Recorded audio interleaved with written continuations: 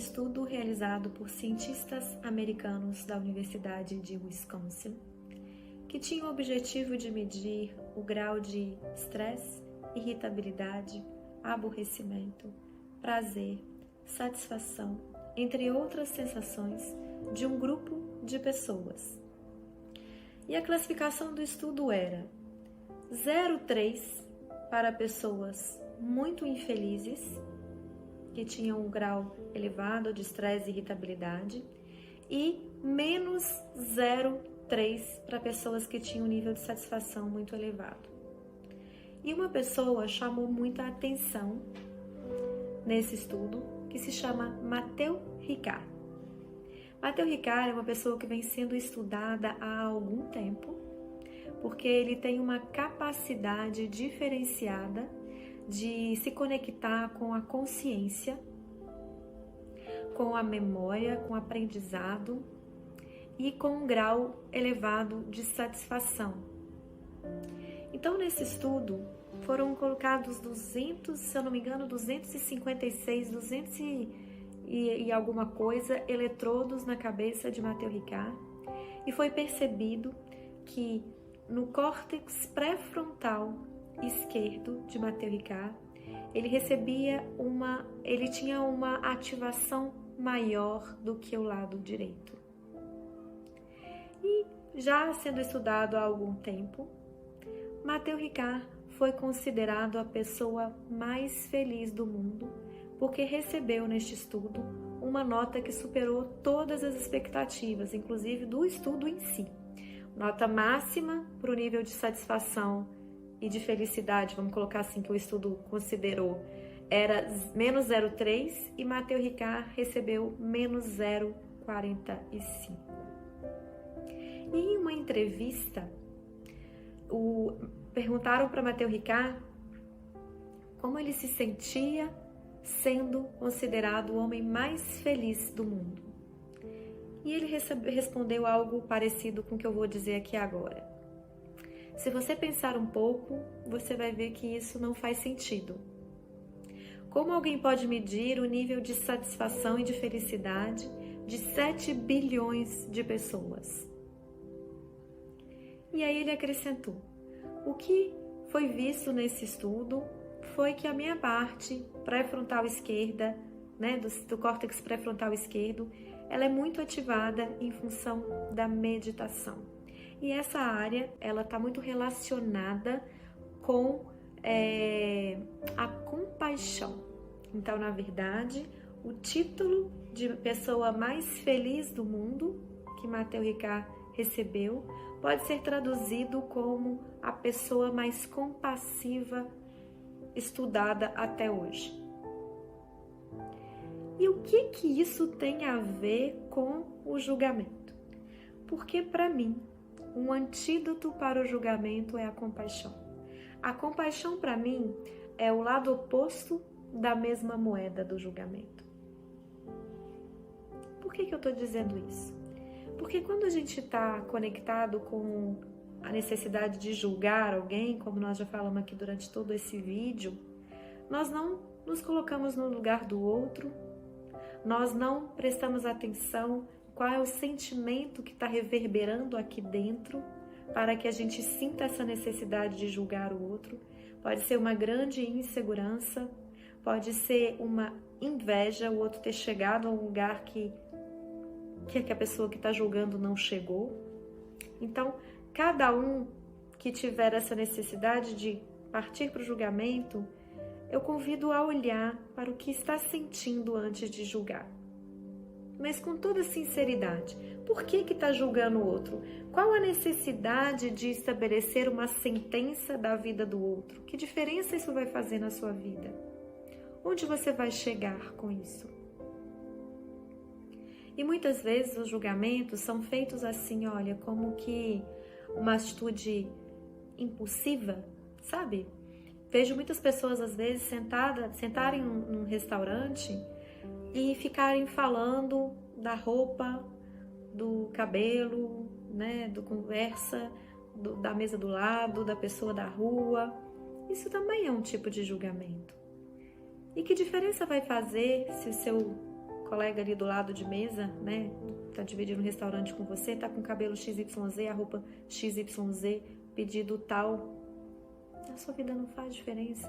Mas por que que você, em vez de estar com alguém conversando algo importante para você e para o outro, você está refletindo, olhando ou julgando quem está passando, quem está do lado, o garçom, quem está servindo, né? Qual é a necessidade desse julgamento? O que tem aqui dentro de você que não quer ser visto? E aí, para não ser visto, você olha para fora e começa a falar do outro.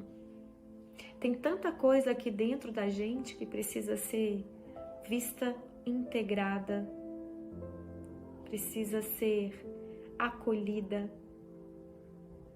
E essa é a dor que eu falo aqui, né? Porque por fugir de algo que eu tenho aqui que eu não quero ver, eu fico olhando pro mundo, pro externo e fico julgando, comentando, julgando, comentando.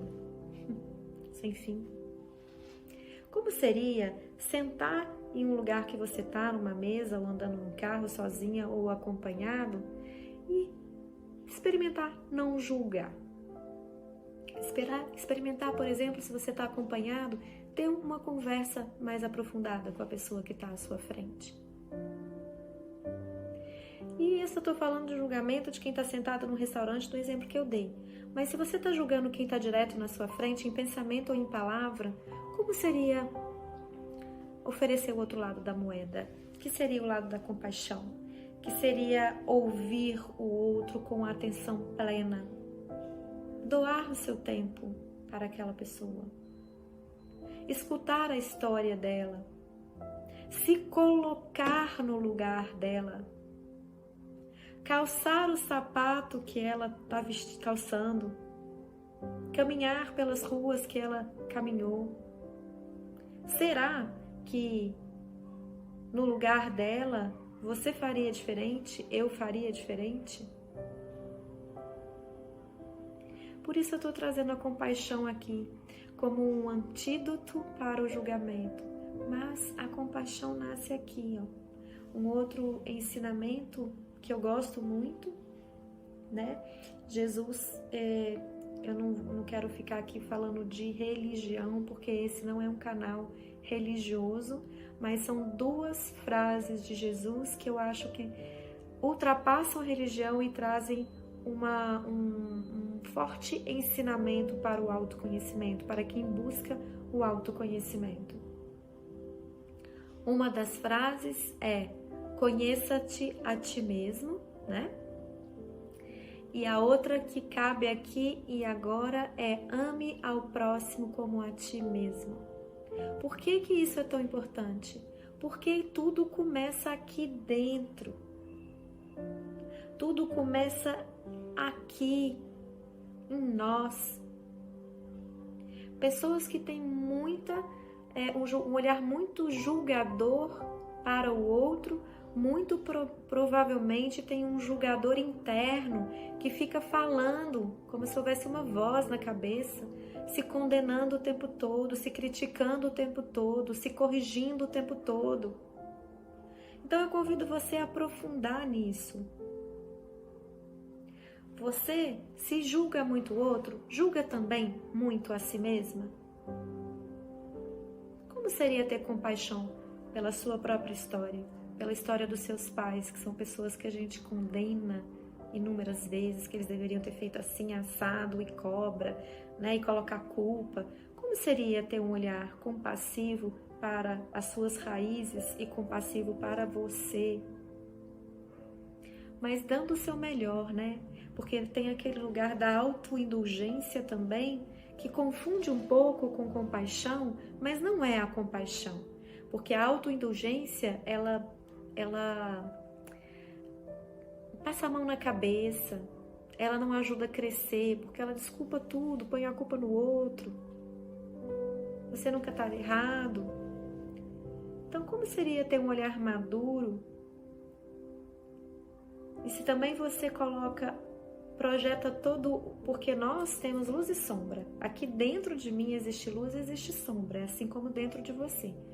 Se eu julgo muito o outro, se eu condeno muito o outro, o que eu estou fazendo? Jogando todo o mal que existe aqui fora. O outro é errado, o outro não deveria, o outro tá feio, o outro tá gordo, o outro tá assim, tá assado, não importa. Mas o outro tá, e eu não. Eu não tô olhando pra mim, porque aqui dentro como é que eu tô? Então, como seria olhar sem uma visão infantil da vida? Porque projetar o mal fora também é uma visão infantil. Não enxergo aqui dentro a minha própria sombra. Então, o outro é o mal e eu sou a pessoa boa. Você projeta o mal no outro, você é a pessoa boa, o outro é a pessoa má. Mas isso não é verdade. Nós todos somos luz e sombra. Não tem jeito. Então, se você coloca muito um olhar, projeta muito mal fora de você, olha para dentro de você e avalie. É verdade que você não erra? É verdade que você não se equivoca? Você não é humano ou humano? Você está sempre certo? Ou você é vítima? Te convido a pensar sobre isso. E se você julga muito o outro, tem dois lados, né?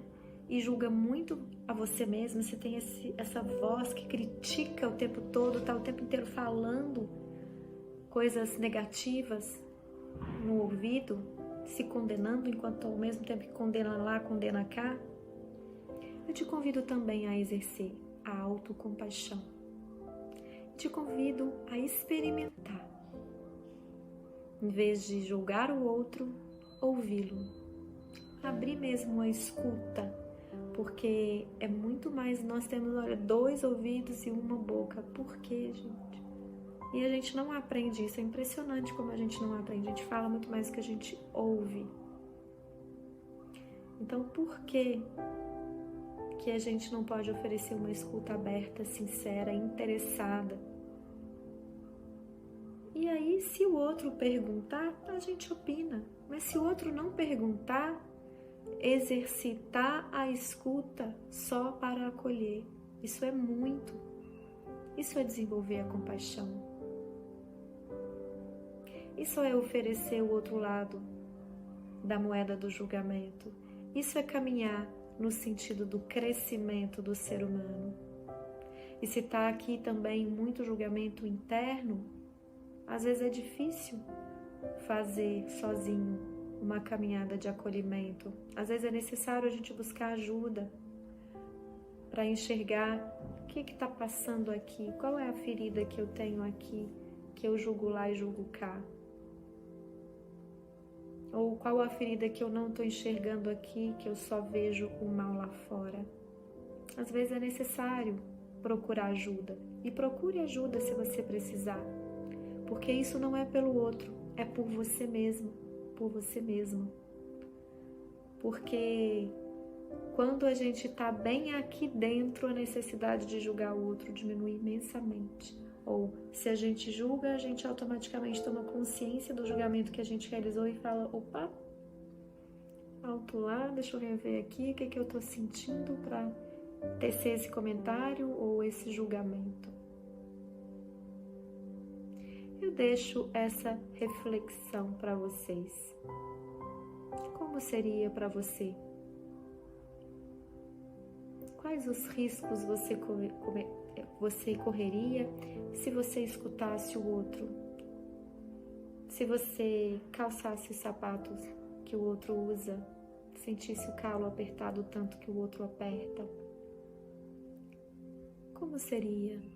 O que te impede de ter um contato mais limpo, mais aberto, sem tantas amarras, sem tantas defesas em relação ao outro? Porque quando a gente cresce, sim, é importante a gente colocar limite, isso é essencial, sem dúvida. Mas quando a gente sente segurança aqui, a gente não precisa mais tantos escudos, tantas lanças, porque a gente confia que aqui dentro tem a capacidade de colocar limite na hora certa, de se proteger, de se defender. Então a gente pode aproximar mais o outro, pode ouvir mais o outro, pode ter um olhar mais amoroso e mais compassivo. No meu entendimento, amor e compaixão caminham de mãos dadas. Quando surge o amor aqui dentro, surge também a compaixão, tanto pela minha jornada humana imperfeita e limitada, quanto para a jornada do outro imperfeita, humana, limitada.